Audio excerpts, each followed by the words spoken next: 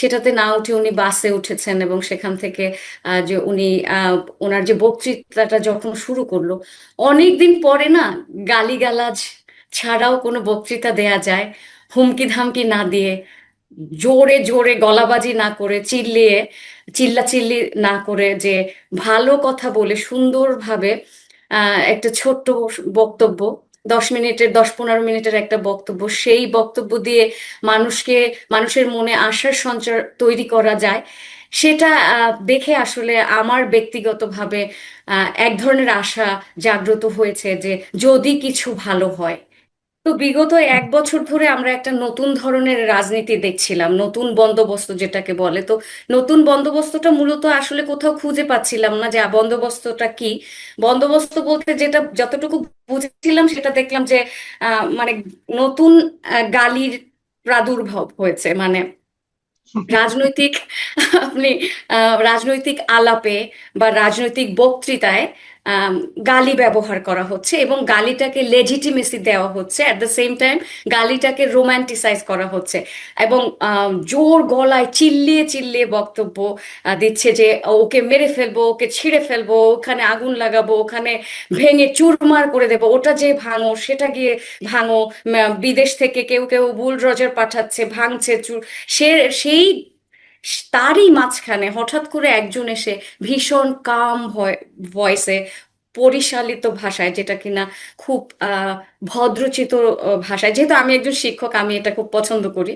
তো উনি যে মানে বক্তব্যটা দিচ্ছিলেন, ওনার ওনার যে ভয়েসের যে কামনেস এবং উনি যেভাবে ভাষাকে ব্যবহার করেছেন, সব মিলিয়ে হঠাৎ করে মনে হচ্ছে না, গালিগালাজ করা ছাড়াও তো স্বপ্ন দেখানো যায়। এবং গালিগালাজ করা ছাড়াও, হুমকি ধামকি দেয়া ছাড়াও তো আসলে রাজনীতি করা যায়। তো বা রাজনৈতিক বক্তব্য দেয়া যায়। বা আমার কাছে মনে হয় যে গালিগালাজ, হুমকি ধামকি ছাড়াই রাজনীতি করতে হবে, এবং সেটা উনি জি, আসলে কালকে শিখিয়ে দিয়েছেন। এটা বুঝলাম যে উনি স্বপ্ন দেখিয়েছেন, আপনি এখন ওই স্বপ্নের ঘরের মধ্যে হয়তো বা আছেন। এটা ভালো, এটা খারাপ না। এটা নিয়ে আমার কোনো বক্তব্য নেই, কিন্তু আমার কথাটা হলো যে উনি যে কথাগুলি বলেছেন, যে একটা কথা উনি বলেছেন যে ওনার একটা পরিকল্পনা আছে, ওনার একটা প্ল্যান আছে। এই প্ল্যান সম্পর্কে অবশ্য উনি খুলে কিছু বলেননি, কিন্তু আমরা তো নিশ্চয়ই চাইবো উনি খুব দ্রুতই সেই প্ল্যানটা আমাদেরকে ইনফর্ম করবেন। এবং কিন্তু উনি প্ল্যানটা বাস্তবায়ন কিভাবে করতে হবে এই সম্পর্কে একটা আমাদের কাছে ওনার কি প্রত্যাশা প্ল্যানটা বাস্তবায়ন নিয়ে, সেটা কিন্তু বলেছেন। উনি বলেছেন যে সকলে মিলে সকলের সহযোগিতা নিয়ে সেই প্ল্যানটা উনি বাস্তবায়ন করতে চান। এই যে সকলকে নিয়ে করার যে আকাঙ্ক্ষাটা, এটাই কিন্তু আপনি যে কথা বলছিলেন যে নতুন বন্দোবস্ত, আমরা কিন্তু নতুন বন্দোবস্ত ছিল সকলকে নিয়ে নয়, আমার পছন্দের লোকদের নিয়ে আমি যা কিছু করবো, তার বিপরীতে সকলকে নিয়ে করার যে আকাঙ্ক্ষাটা উনি প্রকাশ করেছেন। আপনার কি মনে হয়, এখানে আমার দুটো প্রশ্ন, এক নম্বর প্রশ্ন হলো বর্তমান বাস্তবতায় তার এই আকাঙ্ক্ষা আমাদের দেশে মানুষের কাছে প্রশংসিত অথবা গৃহীত হবে? আর দ্বিতীয় প্রশ্নটা হলো যে উনি কি আসলে সকলের সহযোগিতা নিয়ে সকলকে নিয়ে কাজটা করতে চান বলে আপনার কাছে মনে হয়? প্রশ্নটা এই মুহূর্তে খুবই ডিফিকাল্ট। ওনার কথা শুনে এই পর্যন্ত, আজকের পর্যন্ত আমাদের একটা আশা জাগ্রত হয়েছে। সেটা কেন জাগ্রত হয়েছে আমি একটুখানি বলছি। বর্তমানে যে পরিস্থিতি আপনি যেটা বলেছেন, সেখানে উনি সবাইকে নিয়ে আসলে ওনার যে প্ল্যানটা বাস্তবায়ন করতে পারবে কিনা, সেটা আসলে বর্তমান পরিস্থিতিতে এখনকার অবস্থায় ডিফিকাল্ট। সেখানে সবাই কোলাবোরেট করবে কিনা, দেশটা একেবারেই ভঙ্গুর অবস্থায় আছে। এখন মানে ডিপেন্ড করবে হচ্ছে নির্বাচনটা আসলে আমরা কেমন পাবো, মানে নির্বাচন মানে ইলেকশন ইঞ্জিনিয়ারিং যেটা আছে, এমন কিছু ঘটবে কিনা, নারীদের ভোট কোথায় যাবে। কারণ আপনি দেখছেন যে বেহেশতের টিকিট বিক্রি করা হচ্ছে। এখানে কিন্তু যারা আর কি অপোজিশনে আছে, বিএনপির এগেনস্টে যারা আছে, তাদেরকে মোটেই আন্ডারস্টিমেট করার উপায় নেই। বিরাট একটা জনগোষ্ঠী তৈরি হয়েছে যাদের মব করে অভ্যাস হয়ে গেছে, তারা কথায় কথায় আন্দোলন করছে, কথায় কথায় মব করছে। সেখানে গণতান্ত্রিক ব্যবস্থায় কিন্তু যদি কোনোভাবে যদি ধরেও নেই যে বিএনপি আসে বা আসবে, ধরেও নেই যে তারেক রহমান যদি ভবিষ্যৎ প্রধানমন্ত্রী হয়ও কারেন্ট ফিউচারে, তারপরেও এক ধরনের একটা অথরিটি কিন্তু তার থাকতে হবে। আমি কিন্তু অথরিটেরিয়ান গভর্নমেন্টের কথা বলছি না, যেহেতু আমি সবসময় বলি যে গণতন্ত্র বলতে কি বোঝায় আমরা যেহেতু বুঝি না। তো আপনি যখন কোনো অ্যাডমিনিস্ট্রেশন পরিচালনা করবেন, সেখানে কিন্তু আপনার সার্টেন ফর্ম অফ অথরিটি দরকার। আপনি ভাঙচুরকে আপনার অবশ্যই নিয়ন্ত্রণ করতে হবে, মবকে নিয়ন্ত্রণ করতে হবে। গত 1-1.5 বছর ধরে যে মব বাঁধ ভাঙা, যাদের কোনো নিয়ন্ত্রণ নেই, যারা যা ইচ্ছে তাই করেছে, সেটা কিন্তু 1 বছরে অভ্যাসে অভ্যাসে পরিণত হয়েছে। তারা এখন প্রতিবাদ মানেই ভাঙচুর, প্রতিবাদ মানেই অগ্নিসংযোগ, যে দেশের সম্পত্তিকে ধ্বংস করা, হ্যাঁ, বা আপনার পরমত, যেটা অপরাপর যে মত আছে সেগুলিকে আপনার নিষ্ক্রিয় করা, ধ্বংস করা। আপনি তাদের বিরুদ্ধে কিছুই বলতে পারবেন না। এখন ওইখান থেকে অথরিটিটাকে কতটুকু নতুন গভর্নমেন্ট তাদের উপরে আসলে ইমপ্লিমেন্ট করতে পারে, সেখান থেকে আবার আহ, এক মানে কয়েক মাসের মাথায় না বলে ফেলে যে এক ধরনের ডিকটেটোরিয়াল গভর্নমেন্ট হয়েছে। এখন বাংলাদেশে এমন একটা সময় এসছে যে যে কেউ যেমন এতদিন শুনেছেন ফ্যাসিজম, ফ্যাসিস্ট, এটা সেটা, এটা বলছে বলছে, বুঝুক আর না বুঝুক বলছে। এখন দেখা যায় যে খুব শক্তভাবে দেশের আইন শৃঙ্খলা নিয়ন্ত্রণ করা এখন সবচেয়ে বড় চ্যালেঞ্জ হয়ে দাঁড়াবে নতুন গভর্নমেন্টের উপরে। এখন এই জিনিসটা যখন করতে যাবে, তখন কিন্তু তারা একটা বদনাম তাদের মানে সহ্য করতে হবে, বলবে যে এই যে আগের ফ্যাসিস্ট গভর্নমেন্টের মতো তারাও ফ্যাসিস্ট হয়ে উঠছে, এগুলি করবে। কিন্তু একটা জিনিস, আপনি যদি প্ল্যানটাকে বাস্তবায়ন করার একটা একেবারে কন্টেম্পোরারি আজকের সকালের উদাহরণটা দেখেন, তাহলে আমি অদ্ভুত সুন্দর একটা উদাহরণ বলতে পারি। কালকে যে বিশাল জনসমাবেশ হয়েছে, তাতে কিছু গাছপালা ভেঙেছে।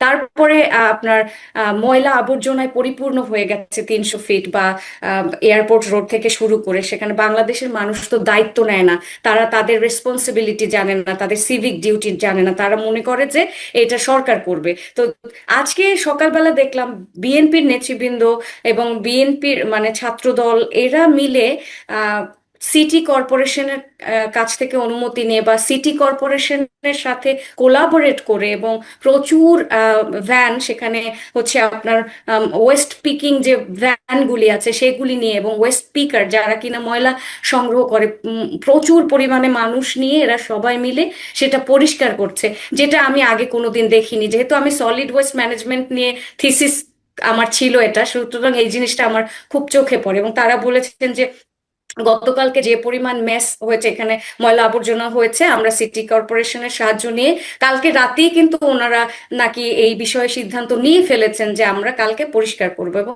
আজকে তারা একদম সকাল থেকে পরিষ্কার করা শুরু করেছে। এবং তারা এটাও বলেছে যে যে জায়গায় গাছ ভেঙেছে সেই জায়গায় আমরা অনুমতি নিয়ে আবার গাছ রোপণ করে দিব। তো যে যে তারা ক্ষতি, তাদের যেহেতু এটা তাদের জনসভা ছিল, তাদের দ্বারা যেটুকু ক্ষতি হয়েছে সেগুলি তারা সুন্দর করে পূরণ করে দেওয়ার চেষ্টা করছে। এটা আমার কাছে প্ল্যানের এক্সিকিউশনের একটা হ্যাঁ, এটা ফার্স্ট আসলে স্টেপ কিন্তু হচ্ছে। আমাদের হুম। দেশের জন্য একটা একটা নতুন উদাহরণ আমার মনে হয়, যেটা এখান থেকে আমরা কিন্তু শিক্ষা নিতে পারি। জনসভা তো এটাই শেষ জনসভা নয়, এরপরেও তো এই ধরনের জনসভা হতে থাকবে। বিভিন্ন রাজনৈতিক দলও করবে, বিএনপিও করবে। বিএনপি যদি তার পরবর্তী জনসভাগুলোতে এই একই ধরনের আচরণ করে, তাহলে সেটা কিন্তু অন্য দলগুলোর জন্য একটা কিন্তু প্রেরণা হিসেবে কাজ করতে পারে, এই দেশের মানুষের জন্য একটা প্রেরণা হিসেবে কাজ করতে পারে। তো এই ধরনের বড় কাজ তো বড় দলগুলির করা উচিত। এটা আমি অবশ্যই পরিবর্তনটাকে আমি খুবই প্রশংসা করি। আপনিও খুব ভালোভাবে প্রসঙ্গটা তুললেন। জি, আপনি বলুন, তারপরে থেকে আপনার আরো প্রত্যাশাগুলি শুনি। আহ, তো সকালবেলায় একটা প্ল্যান তারা গভর্নমেন্টের না থেকেও গভর্নমেন্টের সাথে মিলেই এক্সিকিউট করেছে। আপনি যেটা বলেছিলেন যে সকলের সাথে মিলে মিশে করতে পারবে কিনা, দেখেন আমাদের দেশে সারাটা যুগ ধরে একেবারে স্বাধীনতার পর থেকেই ডিভিশনের রাজনীতি চলছে, প্রতিহিংসার রাজনীতি চলছে। এখন গতকালকে তারেক রহমানের বক্তব্যে আমি ভারত বিরোধিতা দিয়ে সে শুরু করেনি, ফ্যাসিস্ট ফ্যাসিস্ট বক্তব্য দিয়ে সে শুরু করেনি। তো এখানে ওনার ভয়েসে এখন পর্যন্ত আমি খুব বলতে পারেন যে ওরকম প্রতিহিংসা দেখতে পাইনি। তো তারা যদি জিতে যায়, আজকে যে কর্মকাণ্ড তারা করেছে অসাধারণ, সেটা তারা কি কন্টিনিউ করবে কিনা সেটাও একটা প্রশ্ন। যে জেতা পর্যন্ত কিনা। আম, তারপরে হচ্ছে যে বাংলাদেশের মিডিয়াগুলি, আমি একটুখানি ক্রিটিসাইজ করতে চাচ্ছি এখন মিডিয়াকে। সেটা হচ্ছে যে তারেক রহমানের আমি প্রিভিয়াসলি কিছু বক্তব্য দেখেছি ইংল্যান্ডে বসে, উনি ঠিক আসার আগে ওখানেও উনি কিছু জনসংযোগ করেছিলেন। সেখানে উনি বলেছিলেন, ওখানে সবাই ওনার নামে মিছিল দিচ্ছিলেন লোকজন, তখন উনি বলেছিলেন বিএনপির নেতা কর্মীদেরকে যে I don't enjoy it at all. আপনারা যে তারেক রহমান জিন্দাবাদ বলছেন, এটাতে আমি খুব একটা খুশি হই না। এটা শুনে আমার কাছে ভীষণ ভালো লেগেছিল। তার মানে কি, উনি চাটুকারিতা আসলে পছন্দ করে না, বা পাচাটা ওনার পা চাটলে যে উনি খুব খুশি হয়ে যাচ্ছে সেটাও না। তো এই এখন মিডিয়া তাকে নিয়ে আসলে কোথায় যাবে? তাকে কি কনস্ট্রাকটিভ ক্রিটিসিজমের মাধ্যমে একটা সুন্দর দেশ গড়ার দিকে নিয়ে যাবে, নাকি অতিরিক্ত চাটুকারিতা করে আম, উনি যদি নাও চায় তারপরেও শুধুমাত্র বিএনপির বা ওনার দলের গুণগান করতে থাকবে? এরকম যদি হয় তাহলে কিন্তু অ্যাকাউন্টেবিলিটি থাকবে না। তাহলে এতটা প্রশ্রয় কিন্তু কারো জন্য সুখকর হয় না। প্রত্যেকটা মানুষের অ্যাকাউন্টেবিলিটির প্রয়োজন আছে, হ্যাঁ। তো এখানে মিডিয়ার একটা বড় ভূমিকা আছে, সুশীল সমাজের একটা বড় ভূমিকা আছে, যারা কিনা মেইন স্ট্রিম টেলিভিশনে যে সমস্ত মানুষগুলি টক শো করে, তাদেরও একটা কনস্ট্রাকটিভ ক্রিটিসিজম বা সবাই মিলে কি করে দেশকে গড়া যায় সেদিকে যেতে হবে। এক্ষেত্রে বিগত আহ, এক এক বছর বা 1.5 বছরে আমরা প্রতিহিংসার রাজনীতি দেখেছি। নতুন বন্দোবস্তের যে ছোট ছোট ছেলে মেয়ে, তাদের মুখে প্রতিহিংসা ছাড়া আমি কোনো বক্তব্য দেখিনি। হিংস্রতা আম, মনে হয় যে এখনই খেয়ে ফেলবে ছিঁড়ে। তাদের বডি ল্যাঙ্গুয়েজ দেখবেন যে যে এনসিপির ছেলে পেলে আছে, জামাতের ছেলে পেলে আছে, ছিঁড়ে কেটে ফেলে দিবে। যেমন ধরেন, আপনি দেখেছেন নিশ্চয়ই রাজশাহী বিশ্ববিদ্যালয়ের একটা ঘটনা। রাজশাহী বিশ্ববিদ্যালয়ের যে এজিএস বা যারা নির্বাচিত হয়েছেন, সে আম, রাজশাহী বিশ্ববিদ্যালয়ের যে আওয়ামীপন্থী যারা আছে, যে বা ছিল, তাদেরকে সে শত্রু মনে করছে, এবং সে নিজে একটা রেজিগনেশন লেটার লিখে এনেছেন এবং এত বিশ্রী ভাষায় বলছেন যে এটাকে আপনার কষ্ট করে লিখতে হবে না, আমি লিখে এনেছি, আপনি সই করে দেবেন। এবং সে কিভাবে তার শিক্ষকদের সাথে গলাবাজি করছিল, গালিগালাজ করছিল, এবং এত নোংরা ভাষায় এই সমস্ত ছেলেপেলে কথা বলছে, এরা নাকি ইসলামী পন্থার রাজনীতি করে। আমি ছোটবেলা থেকে, আমারও জন্ম একটা মুসলিম ফ্যামিলিতে, কোনোদিন কিন্তু আমি দেখিনি যে আমার ফ্যামিলির কেউ বলছে যে তোমার ইসলাম কায়েম করতে বা শরিয়া কায়েম করতে তোমার গালিগালাজ করতে হবে। কোত্থেকে শিখেছে এরা এই সমস্ত বিষয়? আপনি দেখবেন যে বরঞ্চ তারা, এই ছেলেগুলি কিন্তু ইসলামকে ভীষণভাবে কলুষিত করছে, ইসলামকে এক ধরনের বদনাম করছে। হ্যাঁ, ধর্মকে বদনাম করছে, ধর্ম দিয়ে ব্যবসা করছে এরা, এবং ধর্মকে দিয়ে এরা হচ্ছে এদের ক্ষমতার চর্চা করছে। এই হলো একটা পর্যায়ে। আর একটা পর্যায়ে দেখবেন যে 16ই ডিসেম্বর, যে 16ই ডিসেম্বরকে ভিক্টরি ডে যেটা ছিল, সেটাকে নিয়ে নানা ধরনের নেগেটিভ বক্তব্য। তার আগে বুদ্ধিজীবী দিবস নিয়ে নানান ধরনের নেগেটিভ বক্তব্য, যে বুদ্ধিজীবী নাকি বুদ্ধিজীবীদের নাকি ভারত হত্যা করেছে। এগুলি জন্মের পর থেকে কখনো শুনিনি। তারপরে আবার ভিক্টরি ডে তারা মানেই না, তাদের অন্য অন্য ডে লাগবে। তারা বাংলাদেশের স্বাধীনতাকে এবং তারা মুক্তিযুদ্ধকে নোংরা ভাবে এখানে আহ নোংরা নোংরা মন্তব্য করছে। মানে তারা বাংলাদেশের জন্মই মানে না। তারা একেবারে ওপেনলি বলছে, কত বড় সাহস একটা স্বাধীন রাষ্ট্র থেকে ওপেনলি তারা বলছে যে মুক্তিযুদ্ধ ছিল হচ্ছে ভারতের ষড়যন্ত্র, আমাদেরকে মানে পাকিস্তানি ভাইদের থেকে আমাদের আলাদা করা হয়েছে। এবং এরই মধ্যে আপনি দেখবেন যে পাকিস্তানি বিভিন্ন সংগঠন এবং পাকিস্তানি মিডিয়া কিন্তু খুব অ্যাক্টিভলি এখানে পার্টিসিপেট করছে। আপনি দেখেছেন কিনা যে এখানে কিন্তু পাকিস্তানের একটা বড় ধরনের ষড়যন্ত্র এখানে আমি দেখতে পাচ্ছি। আমি প্রচুর পেজ দেখতে পাচ্ছি যেখানে তারা এই যে এই বক্তব্যগুলি শেয়ার করছেন, এবং তারা তা বলছে যে তারা যুদ্ধ হলে ইন্ডিয়ার সাথে তারা সকল রকমের আহ সহযোগিতা দিবে। যেখানে নিজেরা 3টা যুদ্ধে লিপ্ত, নিজেদের দেশের কোনো ক্রাইসিস তারা কিন্তু সলভ করতে পারছে না, বাংলাদেশের থেকে তাদের ইকোনমিক অবস্থা খারাপ, তাদের যে কারেন্সি ভ্যালু সেটা খারাপ, মানে নিজেরা খেতে পারে না, তারা এসে অন্য দেশ উদ্ধার করবে, ওনাদের দেশের যে পলিটিক্যাল কেওস তার থেকে মনে হয় বাংলাদেশ ভালো। তো বিগত যে 1 বছরে আপনি দেখবেন পাকিস্তানের পলিটিক্যাল কেওসের মতোই বাংলাদেশের কেওসটা হয়েছে। ভাই ভাই সমানভাবে দেশকে আর কি একেবারে ধ্বংসের দিকে নিয়ে যাচ্ছে। তো এইরকম একটা পরিস্থিতিতে তারেক জিয়া যখন এসে স্বাধীনতার কথা বলে তার বক্তব্য শুরু করেছেন, আজকে উনি স্মৃতিসৌধে যাবে, তখন আসলে আশা আশা জাগ্রত হবেই, এটা ঠিক আছে, আমার। আপনার আশা ভালো, আমিও আশা করছি।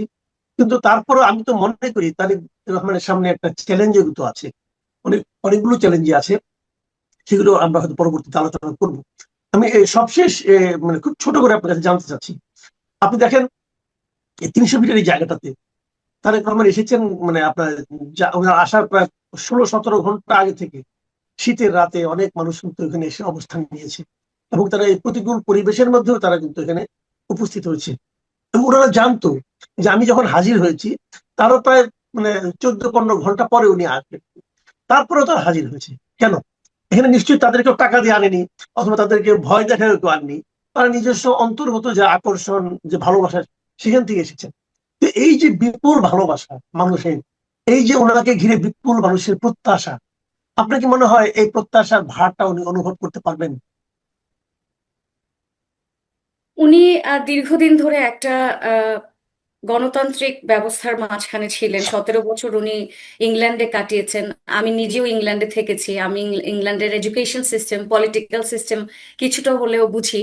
তো উনার যে একটা শিক্ষানবিশ পিরিয়ড হয়েছে, উনি নিশ্চয়ই সেখানে নিশ্চুপ ছিলেন না। উনি পড়েছেন, উনি দেখেছেন, উনি ওখানে প্রচুর মানুষের সাথে আহ, যোগাযোগ করেছেন। ওখান থেকে রাষ্ট্র কিভাবে খুব পিসফুলি পরিচালনা করতে হয় আপনি দেখেছেন। উনি পিস শব্দটাকে সেভারাল টাইম ইউজ করেছেন, কারণ উনি বুঝেই গেছেন যে বাংলাদেশ সে শান্তি নাই, আমাদের শান্তি প্রয়োজন। তো